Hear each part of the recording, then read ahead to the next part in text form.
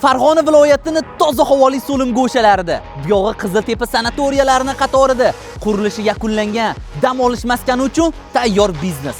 Taklif bo'lsa, Asaka bankdan har doimgidek bomba. Yuring ko'rib chiqamiz.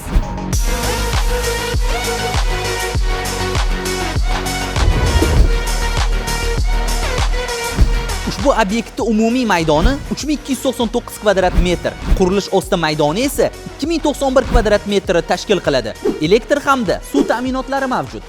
Ushbu dam olish sihatgohining manzili Farg'ona viloyati Oltiariq tumani Yangiyo'l mahalla fuqarolar yig'inida. Yana ham tushunarli etadigan bo'lsam, Qiziltepa sanatoriyalarining qatorida. Uni ustiga bu taraflarda shifobaxsh suv chiqarkan. Bu degani odamlar sizni ushbu sihatgohingizni, ya'ni sanatoriyangizni o'zligi qidirib kelishadi. Siz bo'lsa biznesni boshlab olsangiz bo'ldi.